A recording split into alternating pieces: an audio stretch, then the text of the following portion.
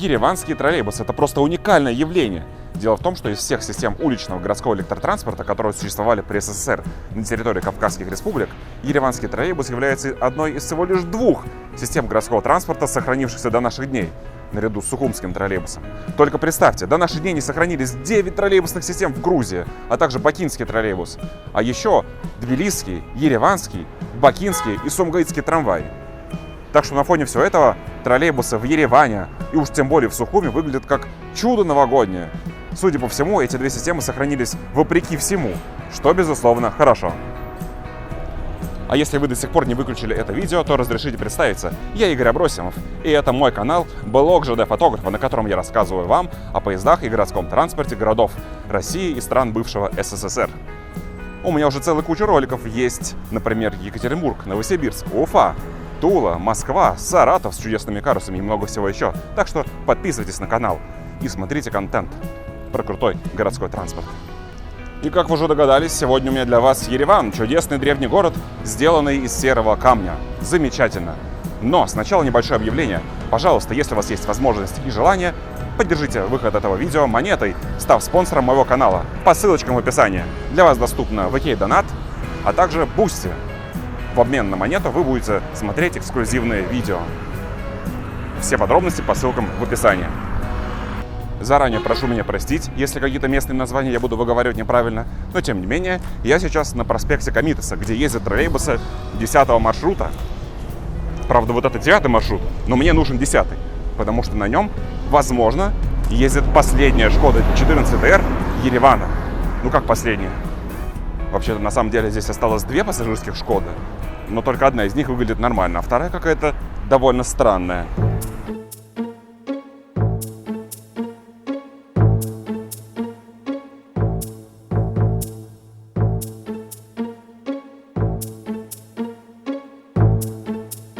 Вот сейчас мы с вами посмотрим, удастся ли мне поймать нормальную зеленую Шкоду. Маршрут номер 10 просто огромный, а интервалы здесь неоправданно большие. На Яндекс.Картах заявлено 14 минут.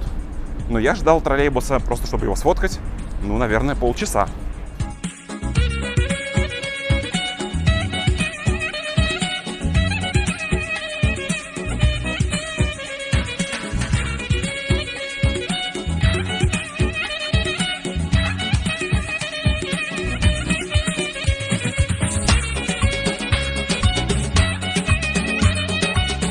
Троллейбусная система Еревана запущена в августе 1949 года. Ее развитие начиналось по стандартному советскому сценарию.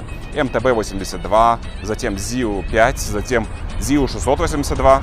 А вот дальше дорожка пошла более интересным путем. В Ереван приехали троллейбусы марки «Шкода». Пик развития сети пришелся на 70-е и 80-е годы, когда в городе работали 25 троллейбусных маршрутов, на которые выходили 300 троллейбусов. В городе действовало 3 троллейбусных депо. После распада СССР ереванский троллейбус впал в деградацию, конечно же, которая продолжалась до 2004 года, и в итоге сеть сократилась почти вдвое. Однако после этого погромы прекратились, и даже началось медленными темпами, но все-таки обновление. Так, в 2005 году в Ереван приехали 11 подержанных троллейбусов из города Лион. А в 2007 и 2008 годах были закупки новых троллейбусов из России ЛиАЗ-5280 в количестве 36 штук, которые ездят в Ереване до сих пор. А вот самый троллейбусный свежак Еревана — это китайцы. Троллейбусы марки Ютонг. Как-то так, я не могу это даже прочитать. В 2023 году 15 таких троллейбусов приехали в Ереван. Низкопольные, с увеличенным автономным ходом, между прочим. А вот и один из них. Посмотрите, какой красавчик. Между прочим, о господи, какая громкая штука! Так вот, один из этих чудесных троллейбусов марки Ютонг. Я надеюсь, что за 3 дня, которые еще предстоит провести в Ереване, мы с вами в таком прокатимся. А вот и ЛиАЗ-5280, кстати говоря.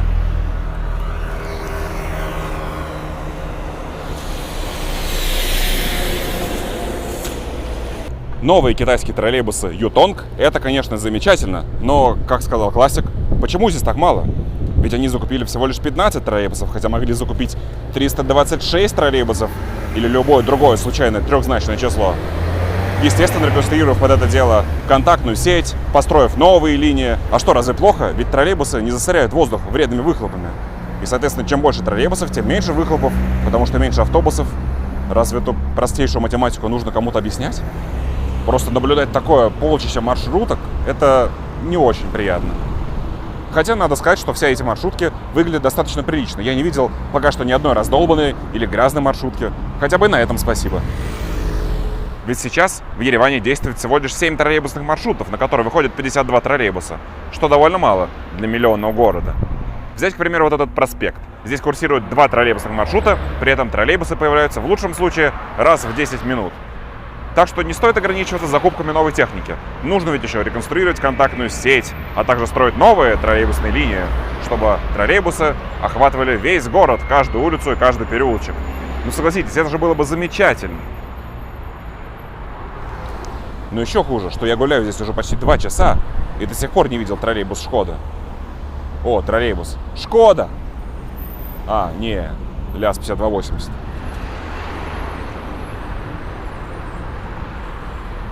Кстати, вот вам чудесная детская площадка, которую нужно, наверное, назвать «Страшный сон Ильи Варламова».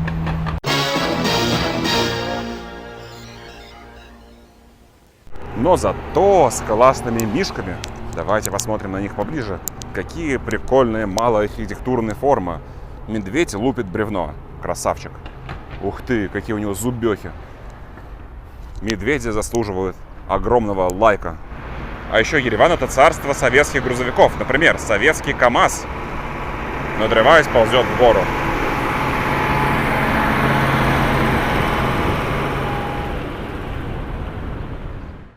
А почему водитель переставляет штанги вручную? А потому что съезд, который здесь вообще-то присутствует, находится в заброшенном состоянии. И, по-видимому, здесь, ну да, и здесь, собственно говоря, нету даже воздушной стрелки. Поэтому водителю и приходится переставлять штанги вручную. Троллейбус, который только что отсюда уехал, простоял здесь минут 6. Нехило так задержав движение. Правда, учитывая, какие здесь у троллейбусов интервалы, вряд ли это сильно отразилось на работе всего маршрута. Тем не менее, эта ситуация еще раз доказывает, что закупок нового подвижного состава явно недостаточно, чтобы транспорт функционировал как положено. Моя итоговая оценка троллейбусам Еревана – все очень плохо. Они ездят с огромными интервалами, здесь ужасная контактная сеть, и троллейбус вообще не дождешься. Если нужно на нем поехать, лучше уж пройти пешком, и то будет быстрее. Я желаю Еревану, чтобы здесь, во-первых, были закупки еще большего количества троллейбусов, что ты хочешь нам сказать? Врет. Для него почему-то интервал в 10 минут на троллейбусе, это все, это ужасный интервал. Это ужасный интервал. ЛяЗы выглядят отлично. Я ничего не говорил. Лучше, чем все остальные, по крайней мере, ну, так-то да. в других городах России. В целом, да. Троллейбусы Шкоды выглядят грустные, прилично. их очень мало. Одна Ютонги Шкода. вообще новые. Ютонги новые. Контактная сеть, да, вот это я согласен, это полная беда. А так вот это все бла-бла-бла-бла-бла-бла-бла. 10 минут ему много, бла-бла-бла-бла-бла. Ну да, 10 много. Спасибо реформе магистраль, где автобусы теперь ездят раз в 1,5 часа. Вот ты про это вспомни. У нас в Москве Привет тоже куча большое. проблем с автобусами. Вот. И этого я и не скрываю. Там А ты полный тут 10 провал. минут это ему долго. 10 минут это нормальный интервал прекрасный. Подошел, не знаю, чашку кофе выпил, сигарету выкурил, сел в троллейбус, поехал дальше счастливый и довольный. Вот вопрос, во сколько они заканчивают, если они заканчивают очень рано, вот это уже беда. А во сколько? это беда многих российских городов. Они, кажется, в 6 часов заканчивают. Нет, не в 6. Хотя некоторые маршруты есть такие, да, походу. Короче, больше троллейбусов, больше новых спецчастей, больше специалистов по контактной сети, и все будет замечательно. А пока что это всего лишь один Санкт-Петербург из 10. Как-то так, друзья. Слишком низкая оценка. Низкая оценка. Такие вот у меня впечатления от ереванского троллейбуса. Я надеюсь, что в прекрасной Армении будущего Ереван станет троллейбусной столицей. Здесь будет новая контактная сеть со скоростными спецчастями по всему городу, а также полчища новых троллейбусов, а не 15 штучек, которые выгонят с дорог эти мелкие ужасные автобусики. Переходим к следующему сюжету.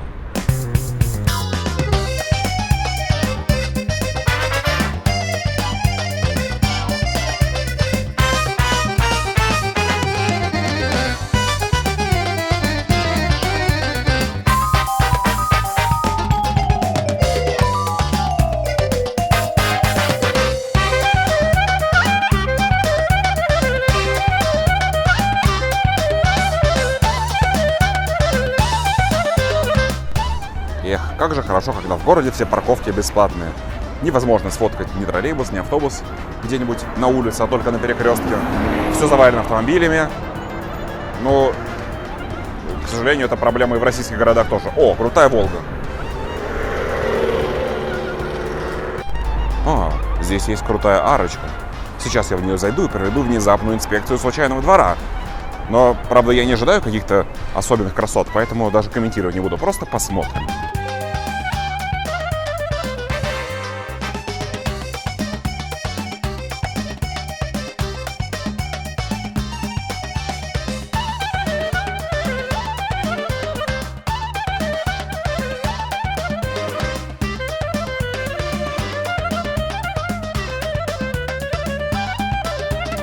Автобусы Еревана настолько скучные, что вряд ли автобус-мастер согласится про них подробно рассказать в этом видео.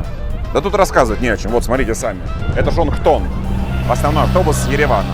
Китайский низкопольный автобус, также здесь похожие на них Хайгеры, которые покрашены в фиолетовый цвет. Встречаются иногда Газель City Max, или как вы там, а также Hyundai Country. Короче, мелкие автобусы, проще говоря, маршрутки. В том числе здесь нет российских автобусов, ни Волгобасов, ни Лиазов, ни МАЗов вы здесь не встретите. Так, друзья, вы можете меня поздравить. Я успешно не прокатился на Шкоде по 10-му маршруту, потому что я проторчал здесь где-то 3 часа, увидел весь выпуск 10-го маршрута, и Шкода там не оказалась. Так что придется, видимо, искать ее где-то на другом маршруте. При этом прокатиться в каком-нибудь другом троллейбусе тоже проблема, потому что они ходят очень редко здесь, на этом здоровенном проспекте. Например, я хотел вместо Шкоды прокатиться в Ютонге, но даже его не дождался. Мне стало скучно, я просто пошел пешком. Короче говоря, нужно что-то делать с интервалами троллейбусов. Утром следующего дня мы отправились в пригород Еревана, в деревню Эчмиадзин, надеюсь, правильно прочитал название, для того, чтобы сфотографировать электричку с сообщением «Юмре, Ереван». Естественно, мы рассчитывали, что это будет кругляшка, как, впрочем, и оказалось. Наш путь пролегал через сельскую местность Армении, через одноэтажные кирпичные дома, где живет куча аистов прямо на столбах. Мы доехали на такси до этого Эчмиадзина, вышли на перекрестке и отправились пешком к автомобильному путепроводу, с которого, собственно говоря, и сделали наши чудесные фотографии, а также записали видосик.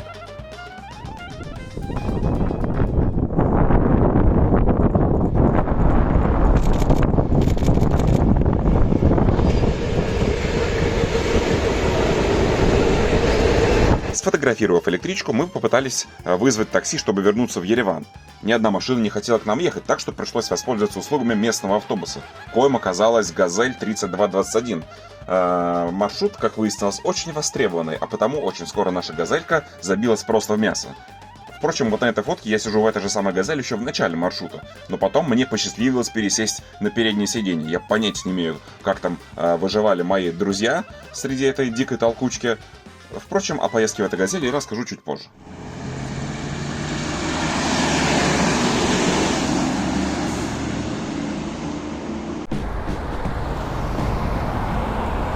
Ну ладно, автобус-мастер все-таки расскажет нам об автобусах Еревана сразу же после того, как доест эти иранские чипсы. Ну шо, вкусняшка чипсы? С вами автобус-мастер. Да-да, я вернулся. Я, впрочем, никуда не уходил. Ну да ладно. И мы находимся с вами в древнем городе Ереване. Да-да, не в Рязани, не в Казани, а в Ереване.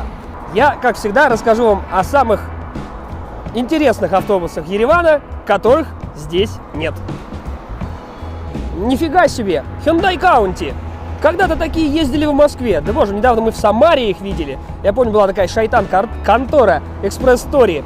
Возила на этих маршрутках в Москве людей. Удовольствие было сомнительное.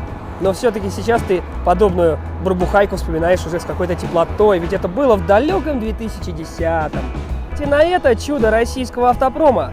Это же знаменитейшая «Газель» 3221, между прочим. Это знаменитейшая «Газель» 3221. Короче, это «Газель», пацаны, «Газель». За моей спиной представитель китайского автобусостроения. Автобус Жонгтонг LCK 6860 HGN. Господи помилуй, это попробуй выговори. А самое главное, что это по сути автобус среднего класса, работающий на сжиженном природном газе, полунизкопольный, да, где передняя часть низкопольная, задняя со ступенечками, двигателем в задней части, кондиционером, но с крайне неудачной компоновкой салона, как по мне. Ну вот просто в эту кибитку, хоть и большую, набиваться нереально. Потому что там, например, в накопителе, да, куда по-хорошему колясочку поставить, да, там, или там инвалид заедет. Там что сделали? Как у нас раньше в Лязах, помню, делали, потом убрали. Откидные сидушки. И, соответственно, любой плюхается туда, и не стоять, и не ехать. Кошмар. И таких автобусов в Ереване аж 243 штуки. То есть это на первом месте просто этот автобус по количеству в Ереване. Ерунда. Не зачет. А вот следующий автобус куда более интересный. Как-никак это МАН. МАН Леон Сити 12 GML 320. Работающий тоже на природном сжиженном газе. Нормальный 12-метровый автобус большого класса. С кондиционерами, с USB-зарядочками, низкопольный полностью, с тихим двигателем. В общем, конфетка, а не автобус. Вот этот автобус действительно достойный улицы Еревана или другого крупного города, а не какой-то там Жонтонг, который ты выиграешь еще не с первого раза. Какой он стильный, какой у него цвет. Ну, посмотрите, ну, красота просто, красота. Немцы строить еще не разучились. Вот китайцы, когда научатся так строить, тогда, может быть, я начну восхищаться китайскими автобусами. Но, к сожалению, таких автобусов в Ереване всего 50 штук. Увы. Дорогая игрушка, видать. Еще одним, так сказать, автобусом, ну, по классу автобусом средней вместимости является автобус Higer KLQ 6770G. Ну, такие вот у них обозначения. Ну, посмотрите на него, это тоже автобус среднего класса, тоже полунизкопольный, то есть передняя часть низкая, задняя высокая. Он, по-моему, просто даже дизельный, из плюшек, но, видимо, у него есть кондиционер, который не работает, потому что форточки открыты. Поэтому назвать этот автобус крайне интересным невозможно, разве что его расцветка на себя обращает внимание, потому что они какого-то розового цвета ездят. А так, ну, такая же ерунда, как и Жонтонг, только даже еще и постарее. А вот еще один автобус. Их здесь очень мало. Это Yutong ZKG 852HG. Ну, этот автобус еще более-менее как бы автобус, хотя по сути все то же самое, что и предыдущие два собрата. То есть он среднего класса, ну, по габаритам еще меньше, чем Хайгер или Жонтонг. Ну, как маршрутка куда-нибудь в пригород, наверное, да. Как автобус, ездящий по городу, перевозящий пассажиров по городским маршрутам, нет. Покататься мне в таком, правда, пока не довелось. Поэтому оценить его ходовые качества, да, компоновочку салона и прочие дела я не могу. Но внешне он в целом более-менее такой симпатичный обмылок. Да, и немножко напоминает Scania Omni Link, если смотреть издалека. Но его внешность очень обманчива. Еще один представитель уже современного российского автопрома – это «Газель А68 R52 City». Современный низкопольный автобус малого класса. Ну, в принципе, все, что о нем можно сказать. Так сказать, реинкарнация той самой «Газели 3221», которая была маленькой неудобной кибиточкой. Тут и потолок высокий, и кондиционер, а еще она бывает электрическая. Вполне себе норм. Ну, что можно сказать про ереванский автобус? Чувствует он себя вполне себе неплохо. Даже, сказал бы, хорошо. Обновление подвижного состава есть. Большие автобусы есть. Правда, их недостаточно, конечно, и это приводит к неким неприятным последствиям. В часы пик, например, всякие маленькие жонтонги и нигеры забиваются до отказа. Но, однако, все-таки ереванский автобус куда современнее, например, чем ереванский троллейбус, да, или даже метрополитен. И пока в Ереване ездят такие современные автобусы, за границами Еревана, в других городах, например, в Масисе, можно встретить старые добрые ПАЗы 3205, Газели 3221, всякие возможные китайские маленькие автобусы типа ФАВ и прочего, и прочего, и прочего. Вот такие вот они контрасты общественного транспорта Еревана.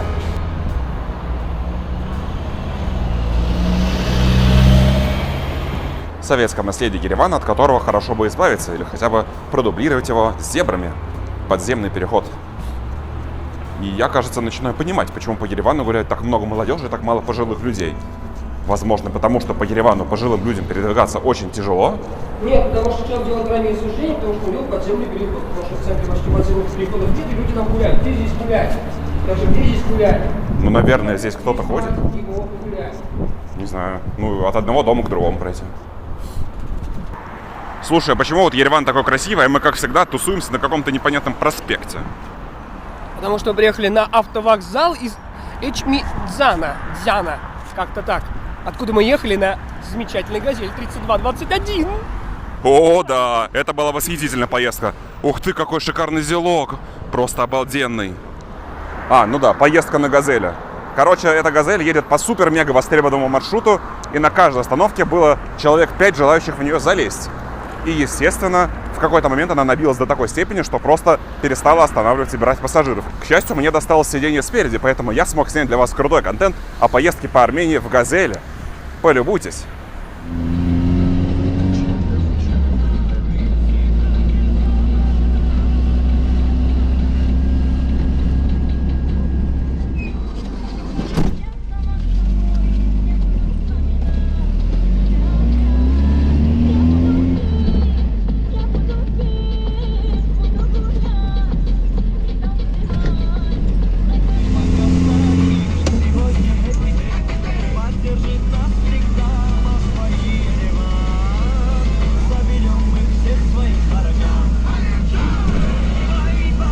Так вот, ты меня спрашивал, зачем мы приехали в это непримечательное место у автовокзала. Сейчас место более симпатичное. Так вот, по неподтвержденным данным, брат мой, в одном горном городе Ванадзор, что в Ларийской области Армении, есть целых 16 автобусов ПАЗ-672М. Представляешь себе, брат? И какое счастье! Один мы здесь сегодня видели и пытаемся сейчас его сфотографировать. Да, действительно, мы видели один пазик здесь и хотели его сфотографировать. Но это вовсе не тот пазик, который ездит в Ванадзор, потому что на нем даже не было указателя маршрута. А вот в Ванадзор ездят автобусы 403 и 404.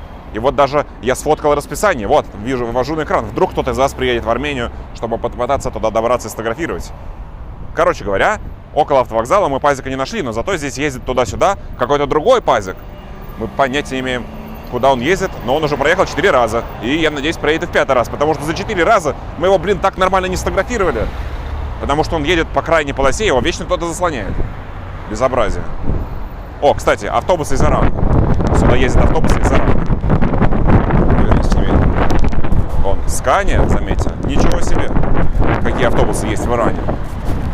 Да и сам автовокзал Еревана достоин внимания. Посмотрите, какая чудесная советская архитектура. Какой у него огромный высокий потолок, какие красивые свисающие люстры, прямо как в метро. И какие классные деревянные поручни. К сожалению, только фотки оттуда. В общем, крутой пазик ездил, пока мы не были готовы его снимать. 4 раза проехал мимо нас. Все 4 раза снять его никак не получилось. И в итоге, когда мы стали ждать его наготове с фотоаппаратами, он просто не приехал в лучших традициях. Естественно, ждать его дольше уже нет сил, около шумной трассы и все такое прочее, поэтому мы отправляемся смотреть на Ереванскую детскую железную дорогу. Кстати, стояли мы только что вот на этом мосту, который называется Мост Победы. Его высота составляет 34 метра. Панорама Еревана, малоэтажная разнообразная застройка. Вот бы и в Москве тоже была такая застройка, Сергей Семенович. По пути к детской железной дороге мы обнаружили площадку автошколы, на которой стоят, о чудо, целая куча автомобилей ЗАЗ-968М, запорожцы легендарная. Ходить мне к ним лень, поэтому я просто их сейчас сфоткаю на зум-объектив и покажу вам фоточки.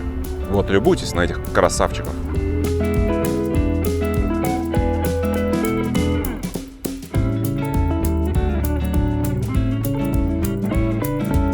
Мы наконец-то добрались до Ереванской детской железной дороги. Она расположена в городе Ереване в Разданском ущелье. Ее открыли 9 июня 1937 года, и она, как и все остальные детские железные дороги, использовалась для привлечения интереса детей к железнодорожной профессии. Ее протяженность 2 с небольшим километра, и на ней расположено 3 остановочных пункта. Если быть более точным, то 1 станция и 2 остановочных пункта. Интересная особенность ереванской ДЖД. Дело в том, что путевое развитие здесь есть только на главной станции, Айреник. А вот Пионерская представляет собой тупик без боковых путей. Поэтому на станцию Пионерская поезд прибывает как положено, а обратно едет вагонами вперед. Ну и поскольку на Пионерской обгон локомотива не производится, в этом нет необходимости и на станции Айреник, поэтому боковой путь используется для хранения паровоза, а стрелки зашиты. Но нас, конечно же, интересует и подвижной состав тоже, поэтому мы сейчас дойдем до станции Родина, пройдя всю детскую железную дорогу. А вот и промежуточная платформа, которая называется «Радостная». Правда, мне при виде этой платформы не очень радостно. Вот в таком здесь все находится состоянии. Напоминает Абхазию, между прочим. Архитектурные шедевры с крутыми колоннами, с крутыми потолками находятся в заброшенном состоянии. Очень жаль на это смотреть, конечно же. А что поделаешь?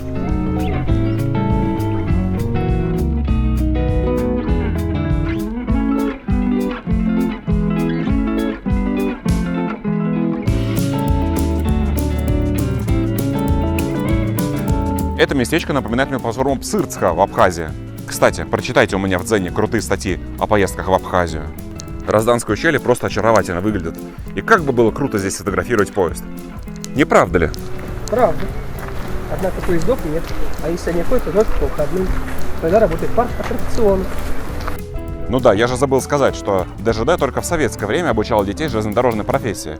Но после распада СССР эта функция была утрачена, и теперь это не ДЖД, а просто парковый аттракцион, на котором работают взрослые. Что, в принципе, тоже хорошо, ведь ее могли просто разобрать. На сегодняшний день детская железная дорога функционирует только по выходным, когда работает парк аттракционов. Правда, сегодня тоже выходной день, но поезда не ездят. Видимо, это еще и сезонное развлечение. Из интересного, на ереванской ДЖД есть туннель. Правда, он не проходит через гору, он бутафорский. Но все равно, это неплохое украшение детской железной дороги. И, кстати, у этого туннеля есть загадка, которая заключается в том, что на туннеле высечена надпись 1956. Однако источники утверждают, что построен он в 1950 году. Поэтому до сих пор остается невыясненным, что же это за дата такая, 1956 год. Что произошло в этом году?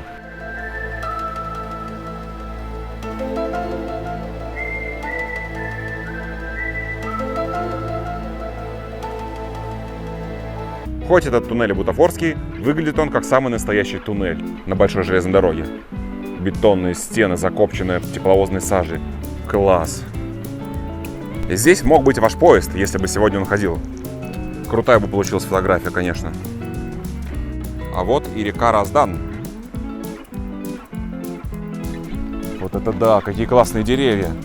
Я сейчас иду по этой детской железной дороге, как по сказочному лесу. А ведь еще я не видел вокзал. Поговаривают, что он тоже является каким-то шедевром архитектуры. Я жду не дождусь, когда его увижу. Ты хочешь увидеть вокзал? Нет. Я хочу автобусы. Больше автобусов.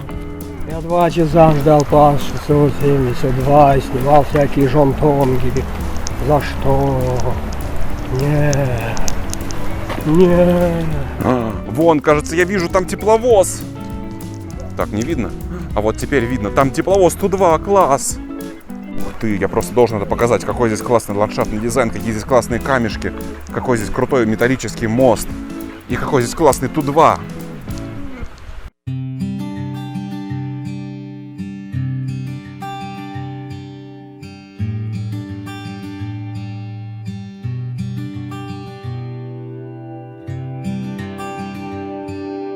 В 1937 году движение по Ереванской детской железной дороге открывал паровоз типа 159 номер 434.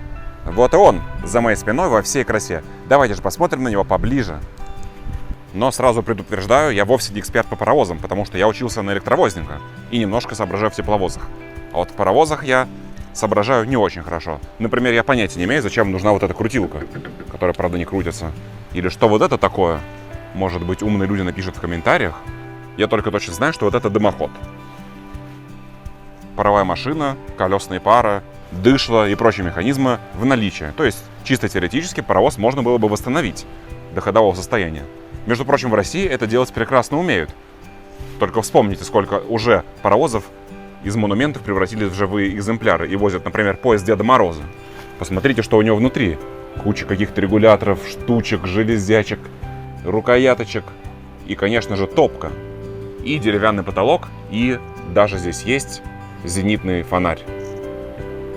И, конечно же, у паровоза есть тендер, двухосный, небольшой тендер. Правда, почему-то на нем написано L0434. Но оставим эту загадку для кого-нибудь другого.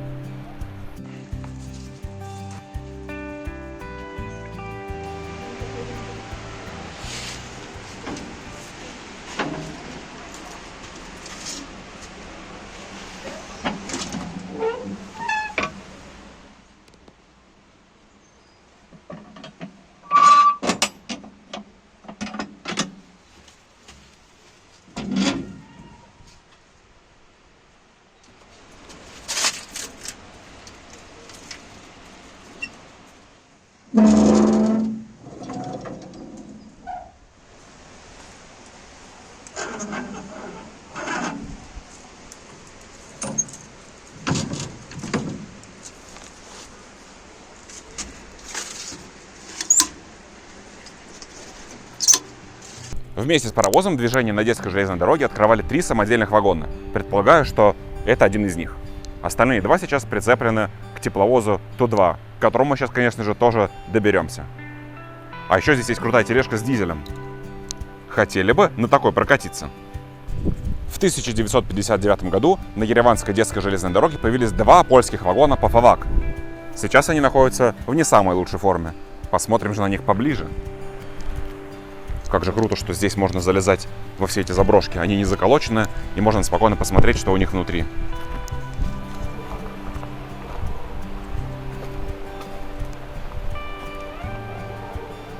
А еще здесь есть лебедка с цепным приводом. На вагоне сохранились кусочки герба СССР, а также отметка «Закавказская железная дорога» и номер 18. Честно говоря, не знаю, что значит этот номер 18. Состояние вагона, как вы видите, не очень хорошее, но, как и паровоз, я думаю, что он вполне себе при желании восстановим. Тем более, что ПАФАВАКи — это довольно редкие вагоны. Например, я вот не знаю, где в России есть вагоны ПАФАВАК, везде ПВшки. А это автобус-мастер. Не грусти, дружище, когда-нибудь эти вагоны тоже поедут. Ваш билет, пожалуйста. На трамвай билета нет, только есть на балет. Заходите. Поезд отправляется. До станции «Счастливая». До станции «Счастливая»? Радостная, да. Светлое будущее. Лично я верю, что когда-нибудь для этого вагона настанет светлое будущее, а почему бы и нет? Это же целый ПАФАВАК. Я впервые в жизни сейчас в вагоне ПАФАВАК. Ты раньше бывал в вагоне ПАФАВАК? В Уфе. В Уфе был ПАФАВАК? Были ПАФАВАКи. Обалдеть. Там очень долго еще стоял, после того, как мы оставили. На какую интересную деталь ты хочешь обратить внимание моих зрителей? О, заводская табличка. Да, ПАФАВАК 1959. Фабрика вагонов. Видите, как я хорошо читаю польский язык? Хихи. Ага. Замечательно. Соседний вагон в таком же состоянии, как можно видеть через окошко. Из удобств в этом вагоне есть только вот это.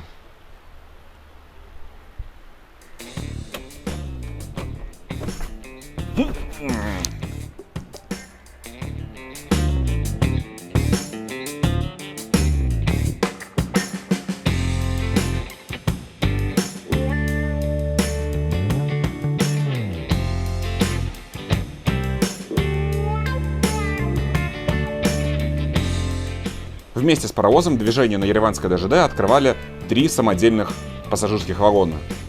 Я так понимаю, что это они и есть.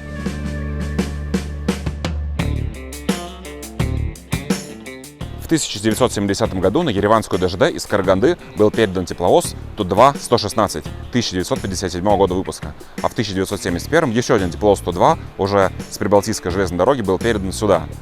Ту-2-096. Тоже 1957 года выпуска. 116-я машина до наших дней не сохранилась. Последнее фото с ней, которое я нашел, датировано 2012 годом. И на нем тепловоз представляет собой груду металлолома на колесах. Скорее всего, его уже сдали в металлолом. А вот 096-я машина и по сей день находится здесь. Правда, она в плачевном состоянии, но я думаю, перед началом сезона ее приведут в надлежащее состояние. Но даже несмотря на то, что Одесская железная дорога не обучает детей, все равно она привлекает внимание местных жителей и является таким местным арт-объектом, где можно пофоткаться и погулять в уединенной обстановке. Здание главного вокзала Ереванской ДЖД было построено в 1937 году и было деревянным, а в 1940-м его перестроили из местного стройматериала, из туфа, из которого почти весь Ереван построен. Вокзал на станции Ореник похож на какой-то сказочный замок с монументальной легкостью. К сожалению, я точно не знаю, какой это стиль архитектуры, но рискну предположить, что раз это 37-й год, возможно, это сталинский ампир. Поправьте меня, пожалуйста, в комментариях, если я не прав. Осенние листья все еще можно видеть здесь на ступеньках. Чудесная бетонная оградка с красивыми вот этими вот колоннами, или как это правильно называется. И чудесные арки с колоннами. Какой здесь классный массивный деревянный стол. Жалко, конечно, что все в таком запустении. Напоминает Абхазию. Ну что поделаешь.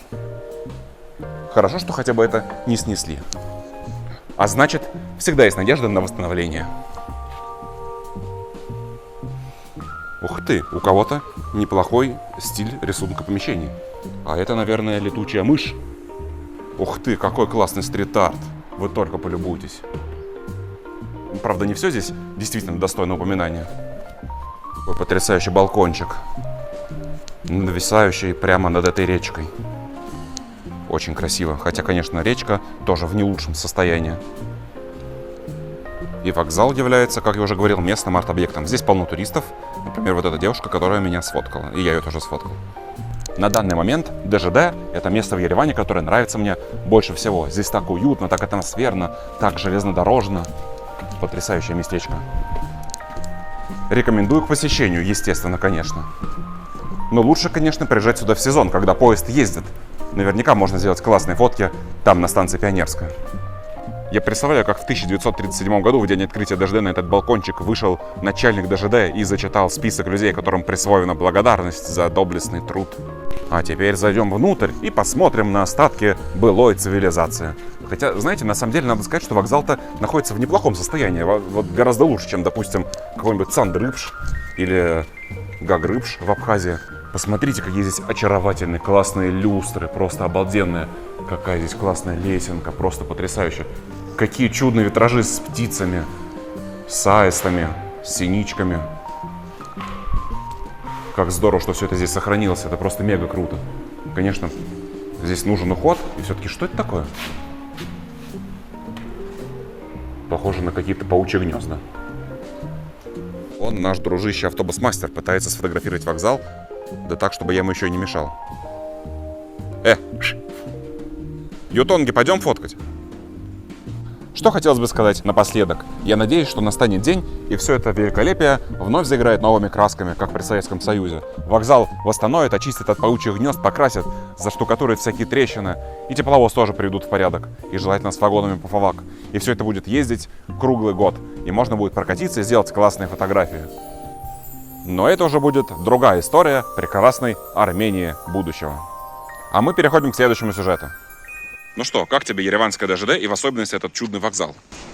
Красиво, монументально и брошено. Все, что можно здесь сказать. Разбитые стекла, отсутствующие двери. Хорошо, хоть витражи сохранились до конца.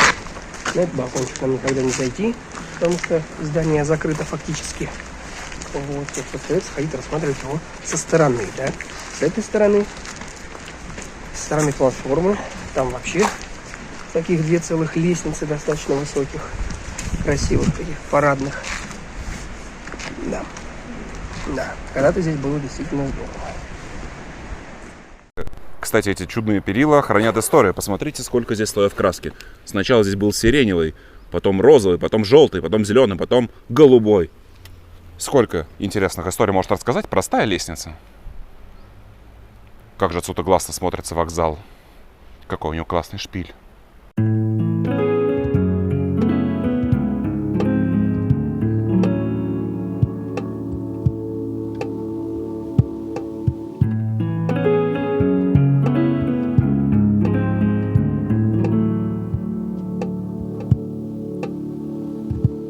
Парк тоже находится в некотором запустении, но, видимо, сейчас просто не сезон, поэтому его, наверное, скоро придут в порядок, и он будет сиять красками. Клумбы, в которой растут травинки, малая архитектурная форма. Петушок, судя по всему. Или курица, раз яйцо здесь есть. И даже небольшая сцена. Еще здесь есть автодром, на котором, по идее, должны быть классные маленькие машинки. Но их нет. Где они, я понятия не имею. Да это же советская карусель, которая называется, если я не ошибаюсь, ракушка или лодочка, не знаю. Но нужно обязательно на нее посмотреть. Ух ты, как здорово. Такая была у нас в парке, рядом с домом. А сейчас ее уже давно там нет. А здесь она до сих пор есть. Ух ты, какая классная. Непонятно, правда, работает она вообще или нет. Есть в этом слегка запущенном парке какое-то свое очарование.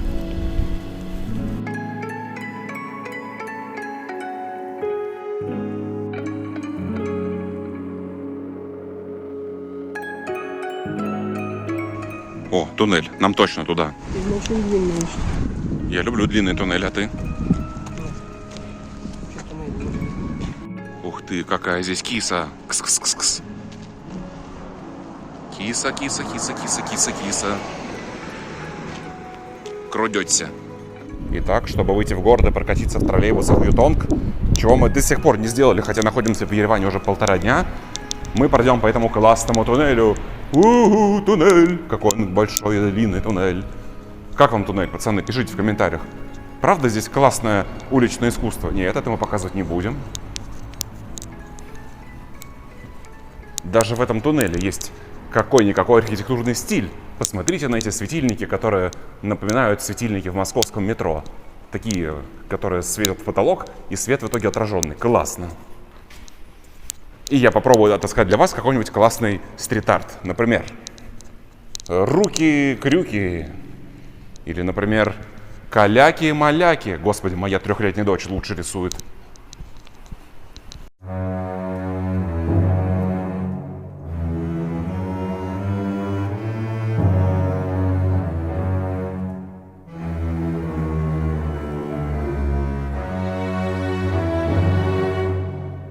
И пока мы идем по этому здоровенному туннелю, я напоминаю вам о том, что вы можете поддержать мой канал монетой, если вам нравится мой контент. Для меня сейчас это очень важно, так как в Ютубе мои видео не монетизируются из-за моего российского паспорта, а на других площадках алгоритмы просто не дают им серьезного количества просмотров.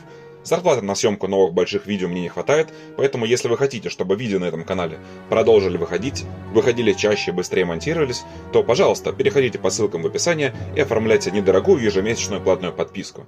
В первую очередь для вас есть Boosty с 4 разными уровнями поддержки. Я рекомендую уровень «Продвинутый зритель», если хотите смотреть дополнительные эксклюзивные видосы и читать дополнительные статьи для тех, кто хочет глубже погрузиться в ЖД-тематику. Там я раскрываю некоторые подробности, которым не место в открытом доступе.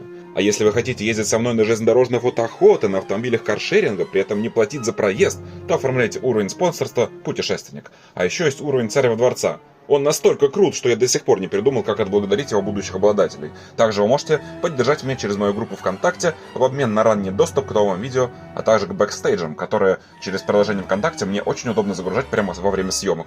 А еще с недавних пор платную подписку можно оформить и на Дзене, где для вас, как и на Boosty, будет дополнительный контент. Ну еще вы можете приобрести себе или в подарок близкому человеку набор открыток с поездами и другим транспортом моего собственного производства.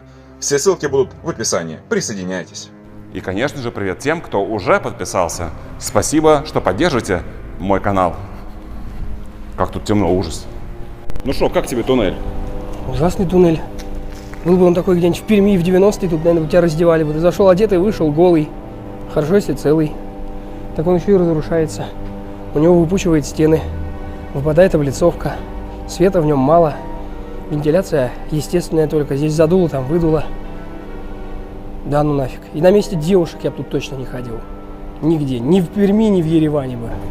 Вот честно, особенно вечером. А мы тем временем из туннеля вышли, я не знаю, как называется это место, но местная современная архитектура мне вполне себе нравится. Вот бы в Москве строили такую же современную архитектуру вместо собянинских коробок. Класс. Неизвестно, правда, какие дворы в этих красивых домах. Но я, пожалуй, не буду проверять, чтобы не портить впечатление.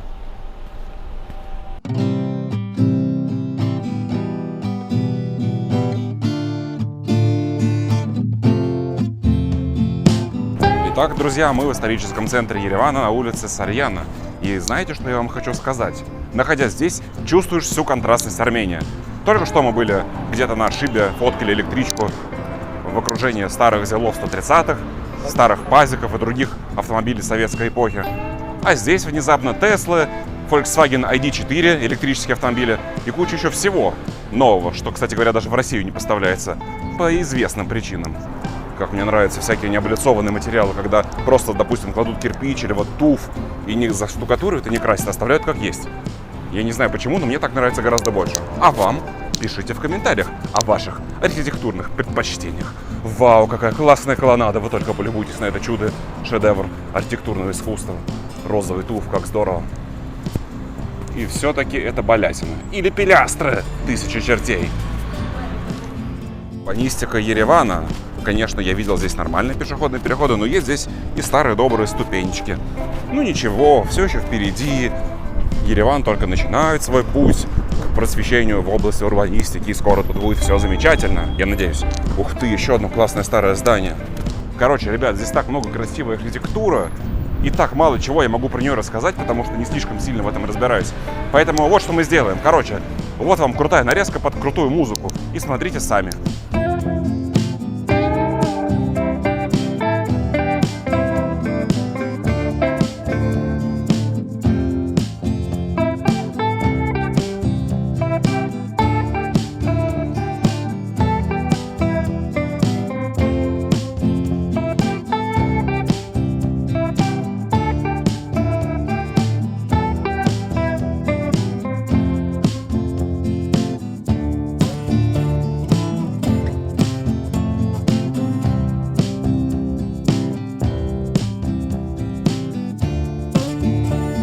Кстати, открою вам секрет, почему я ничего не могу рассказать. Потому что у меня не слишком удобный тариф в роуминге, и я не могу даже использовать Google объектив, чтобы навести его на нужное здание и все сразу прочитать в интернете. Человек с Гуглом, кто-то без него. О, господи, какая Волга! Вы только посмотрите на это произведение искусства. Какая классная, бежевенькая, или как называется этот цвет. Какие у нее хромированные детальки. Это 24-я Волга, моя любимая машина. Вы только что узнали мою любимую машину. И вот она, Волга ГАЗ-24, машины 70-х. Какой у нее широкий багажник, и какие у нее классные задние огоньки и хромированный бампер. Да, детка, 24-я Волга. Причем в отличном состоянии. Класс! Ставьте лайк за Волгу. Вот, впрочем, ВАЗ-2106 в Ереване тоже можно встретить. Еще и с хромированными колпаками. Неплохая машина. Правда, в России таких тоже много. А вон еще один ВАЗ-2106 с черной радиаторной решеткой. В общем, совершенно не обязательно ехать на Кубу, чтобы увидеть кучу советских автомобилей. Достаточно приехать в Армению. Я знаю, что меня смотрят поклонники советских автомобилей. Так что приезжайте. Вам понравится. А теперь обзор гостиничного номера. Поехали! Итак, гостиница называется «Гостевой дом Арам». И здесь на втором этаже стоит классная кустовая роза. Ну ладно, давайте же посмотрим, что из себя представляет ванна. Смотрите, как классно. Это больше похоже на турецкую терму. Ставлю огромный лайк за классный дизайн ванны. А какой здесь потрясающий потолок. Просто мега круто. И этот чудесный паркет. Давно ли вы видели гостиницу с таким красивым паркетом? Ну ладно, а теперь перейдем к номеру. Ой, блин, кажется, я зашел не в ту дверь, извините. Так, а вот и моя дверь. Давайте же посмотрим, где жил я все эти дни в Ереване. Посмотрите, какой классный номер в стиле... Я не знаю, как называется этот стиль, но в любом случае выглядит он весьма оригинально. Не какая-то обычная пластиковая комната с покрасочными обоями и с потолком Армстронг, а нормальный потолок с лепниной, с красивым шкафчиком для одежды, с красивой живописью. Кстати, это, между прочим, даже не копия, это самое что ни на есть оригинал. Вот смотрите, красочный рельеф. Я, правда, не знаю, что здесь изображено, но это в любом случае очень прикольно. А эта стена раскрашена в разные цвета, и здесь птицы киви ползут под двери. И вот эта птица уже залезла наверх и пытается что-то увидеть с правой стороны. Я не знаю что, но это в любом случае очень прикольно выглядит. Также здесь есть прикольный столик с зеркалом. А давайте же посмотрим, что есть интересного в шкафу. Главное, чтобы опять случайно не открыть не ту дверь. Вот такой замечательный шкаф из деревянного массива. Потрясающе. А еще здесь есть выход на балкон. Давайте же пройдем и посмотрим, какой вид открывается с балкона. Привет. С балкона открывается потрясающий вид на гору Арарат. Вон она. Ну, правда, не сегодня. А также местный дворик. Гостиница называется... точнее, это не гостиница, это гостевой дом Арам. И если вам здесь понравилось, то вы можете забронировать здесь комнату по моей ссылке в описании на сайте островок.ру. Да и вообще, добавьте мою ссылку на островок к себе в закладке. Будете одновременно бронировать себе гостиницу и поддерживать мой канал. Спасибо.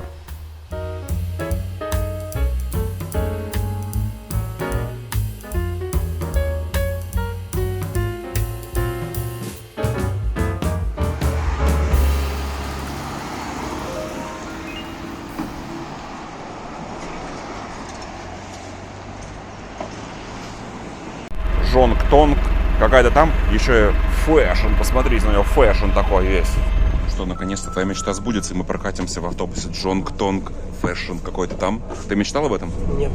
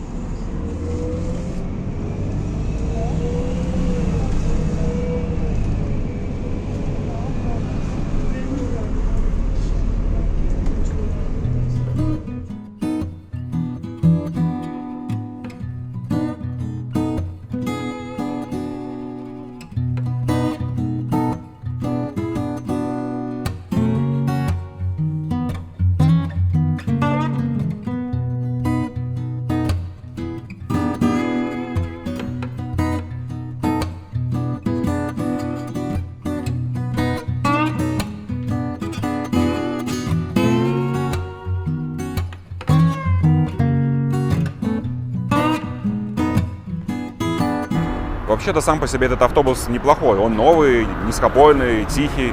Но с его компоновкой и размером его точно не стоит вытаскивать на большие маршруты, где много пассажиров. А в Ереване это любят практиковать. И из-за того, что эти автобусы ездят на загруженных маршрутах и забиваются битком, они производят плохое впечатление.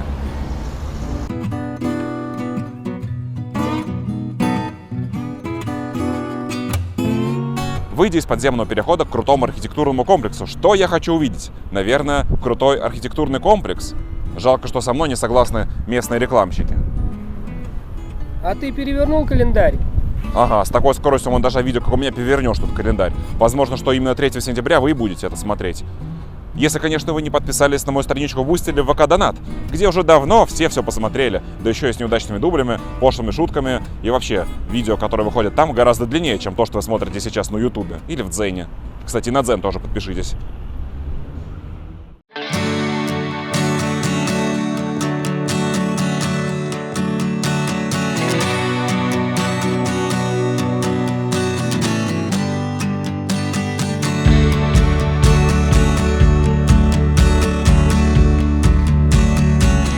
Переходим к достопримечательностям Еревана. За моей спиной спортивно-концертный комплекс имени Карена Демирчана. Он был построен в 1983 году, но спустя 1,5 года там произошел крупный пожар, который привел к тому, что комплекс закрылся на реконструкцию, которая закончилась только в 1987 году. В 1999 комплексу было присвоено имя Карена Демирчана, который погиб в результате теракта в парламенте Армении. Это мемориальный комплекс геноцида армян. Он возведен в 1967 году и посвящен памяти 1,5 миллиона армян, погибших от рук турецкого правительства в начале 20 века. Комплекс состоит из 3 основных частей: из стены памяти, из храма вечности, а также из стелы, символизирующей возрождение Армении. На стене памяти высечены названия городов, которые находились во власти Османской империи и где жили армяне, павшие жертвами геноцида. А еще с мемориала можно увидеть чудесную панораму Еревана. Как же прекрасно, что здесь нет таких уродских пиковских коробок, какие есть у нас в Москве.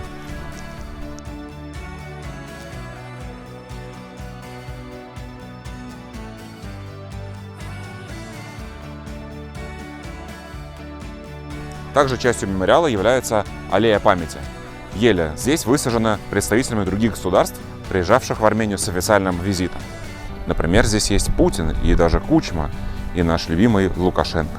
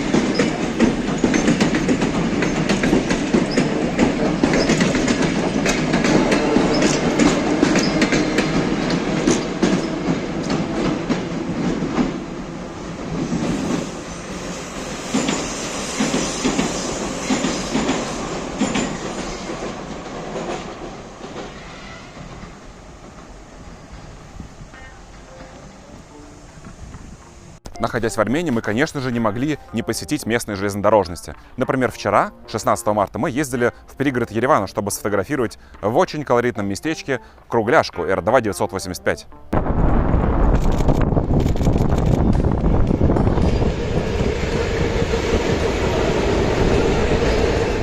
Ну и, конечно же, нужно сказать несколько слов о железной дороге Армения.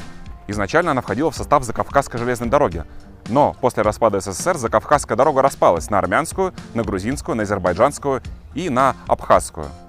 После распада СССР железные дороги Армении деградировали. Так были утрачены 2 ветки на Азербайджан через Ерасх и через Дилижан, а также были разобраны некоторые соединительные ветви в Ереване.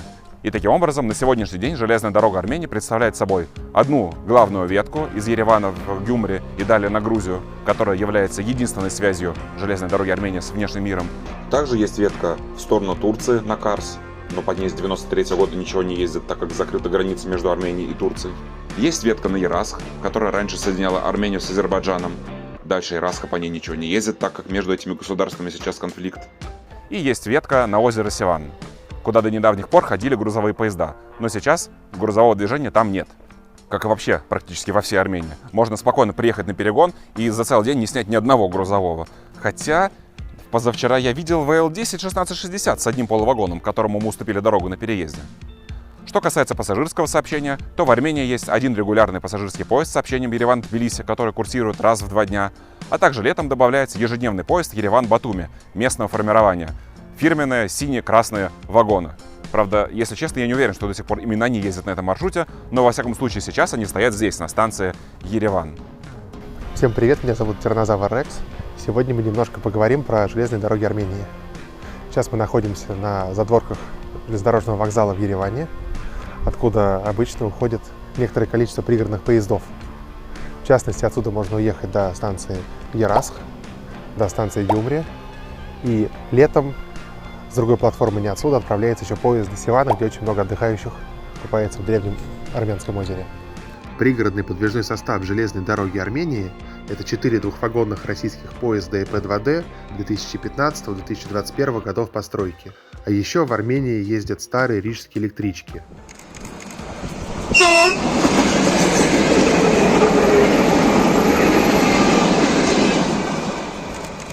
Есть 4 круглых Р2, причем 2 из них в 4-вагонном исполнении, а 2 в 3-вагонном.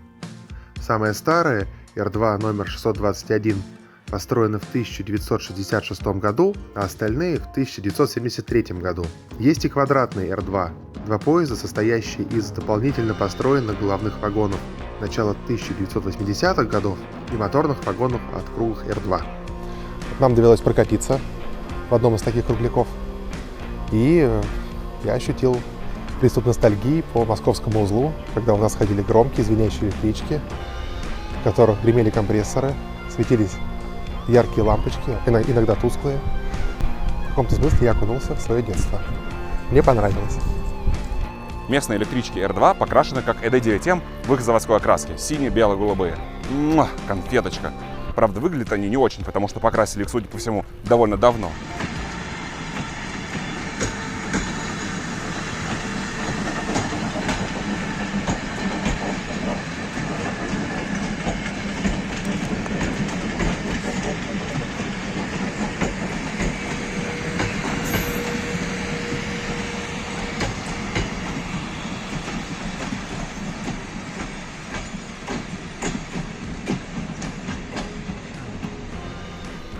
Если вы хотите сфотографировать их в красивом виде, я рекомендую вам дождаться, чтобы это сделал кто-нибудь другой. И как только вы увидите свежие фотки, сразу же езжайте и фотографируйте тоже.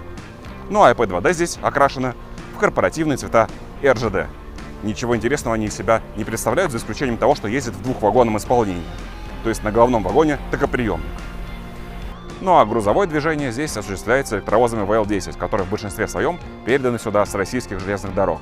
И еще есть один ВЛ-8, который работает при депо. Ах да, еще один важный факт. Железные дороги Армении являются фактически дочерним обществом ОАО РЖД. Поэтому РЖД здесь, так скажем, помогает с финансированием и с организацией работы. Но более подробнее об этом вы можете прочитать в Википедии, если хотите. К сожалению, армянская железная дорога сейчас находится в большом упадке. Грузовое движение, можно считать, что отсутствует. Электрички выглядят грустно, хотя находятся в исправном состоянии. И всего лишь один пассажирский поезд. Не густо, к сожалению, но будем надеяться, что когда-нибудь все это изменится, и железная дорога Армении вновь заиграет новыми, свежими, яркими красками, желательно не красно-серыми, как в России, а какими-нибудь своими местными.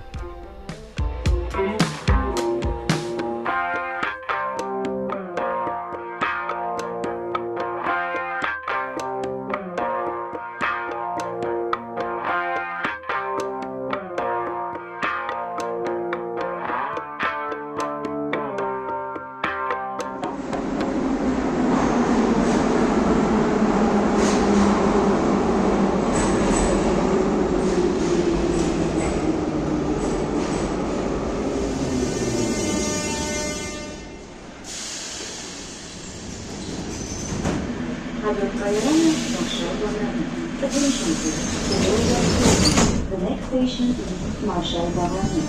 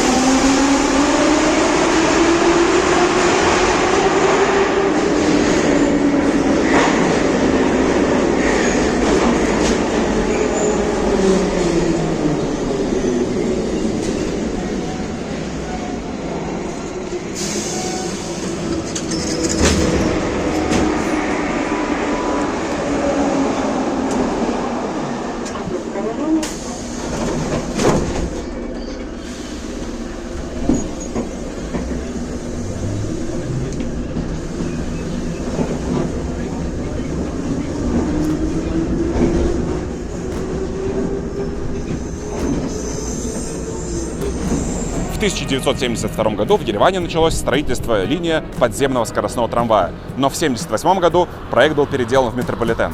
И уже в 1981 первый участок ереванского метрополитена в составе 4 станций был сдан в эксплуатацию. Движение открывали поезда номерные 81-717.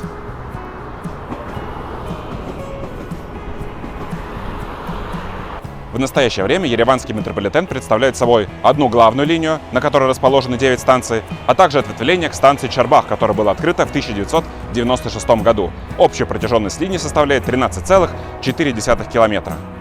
Подвижной состав ереванского метрополитена – это классика 81-717 по кличке Номерные. Но они здесь есть разнообразные. Например, есть поезда, модернизированные в Тбилиси, оранжево-белые, а есть поезда, модернизированные в депо Шенгавит. Вот один из них, зелененький. Модернизированные поезда интересны тем, что у них установлена тиристорная импульсная система управления, то есть при разгоне и торможении они издают характерные звуки, как троллейбус ЗИУ-682 или как троллейбус Шкода в Великом Новгороде. Между прочим, обо всем этом на моем канале уже есть видео. Посмотрите, если еще не смотрели.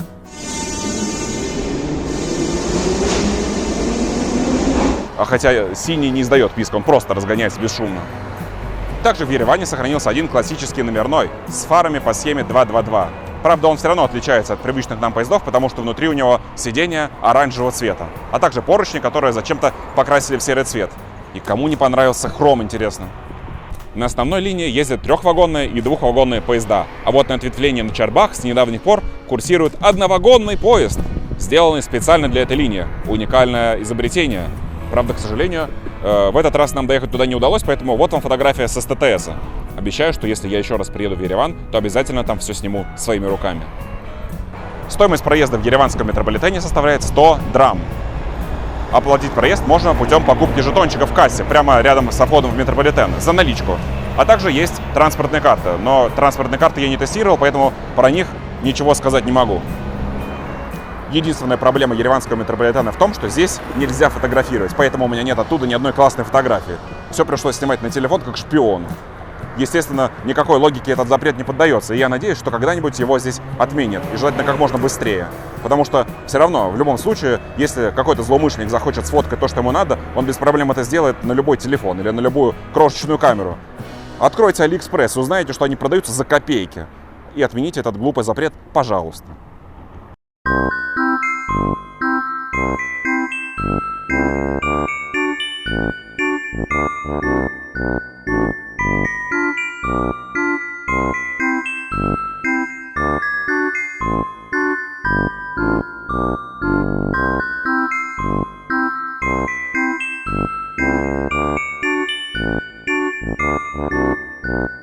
Так, короче, мы приехали к посольству России в Ереване, чтобы проголосовать на выборах президента, но, к сожалению, проголосовать у нас не получится, потому что здесь супер-мега толпа.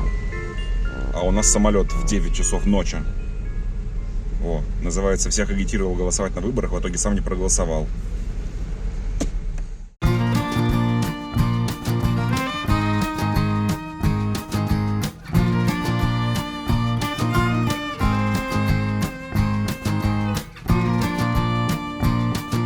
Ну что, пацаны, как вам Ереван? Пишите ваше мнение в комментариях. Но что до меня, то мне этот древний город очень понравился. Здесь интересная архитектура и интересная планировка города. А самое главное, что здесь все сделано в едином стиле. Из туфа, который, между прочим, не красят и не штукатурят. То есть мы можем видеть естественные материалы, что лично я очень ценю в архитектуре.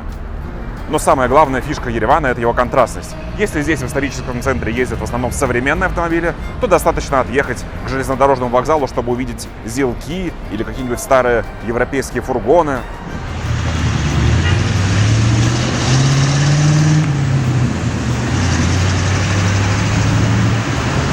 А уж если приехать на окраину Еревана или вообще в пригород, то вы сразу же попадаете из европейской столицы в Советский Союз, или, по крайней мере, Россию 90-х годов, с ее «Волгами», «Жигулями», «Москвичами», старыми иномарками и прочим автопромом, которого в России я не видел уже лет 20, во всяком случае, в таких количествах. И это, конечно же, не баг, а фича. Ведь, например, в России такого города я назвать сходу не могу. Везде примерно все одно и то же. А тут полчаса проехал и сразу попадаешь в другую вселенную. И это мы еще не ездили по дальним городам Армении, а следовало бы. Например, мы не съездили в Анадзор, город, в котором, по всей вероятности, до сих пор ездят автобусы ПАЗ-672 в качестве городских маршруток. Но для того, чтобы туда съездить, нужен целый день, а у нас его, к сожалению, в этот раз не было. А еще не удалось поймать троллейбус «Шкода», потому что единственная пассажирская «Шкода», зелененькая, которая, по идее, должна быть на 10-м маршруте, мне так и не попалась.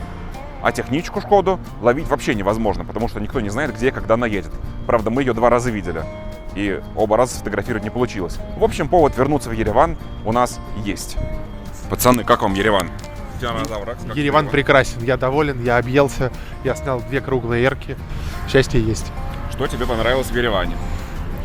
Еда и свободный вокзал, Почему свободный вокзал? потому что там нет дурацкого досмотра, как в Москве и в других городах. Есть ли что-то, что не понравилось тебе в Ереване? Несовпадение трасс маршрутного транспорта с Яндекс.Картами. Есть такая проблемка. Ой, а куда он убежал? Надо у него тоже взять комментарий. Стой! Дружище, пока мы ждем такси, пожалуйста, комментарий про Ереван. Что тебе понравилось и не понравилось? Ах, какой ты шустрый. Да мне все понравилось. Мне понравилась погода, мне понравилась природа Армении, мне понравилась еда, мне понравилось гостеприимство людей. Девушки здесь красивые. Здесь отличное место для отдыха, ну, думаю, для жизни. Какой самый крутой автобус, на твой взгляд? Никакой. Спасибо за комментарий. Да, пожалуйста. Здесь, конечно, все здорово, замечательно, атмосферно и все такое, но у меня же канал про транспорт.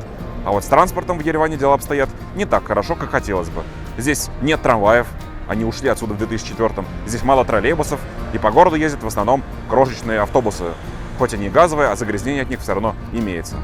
Так что я в очередной раз желаю Еревану, чтобы здесь произошел ренессанс электротранспорта. Возможно, это звучит как в сказке, но разве мы не можем об этом хотя бы помечтать? Представьте, сотни новых троллейбусов и скоростные трамваи по новым линиям во все районы города. Разве это не замечательно?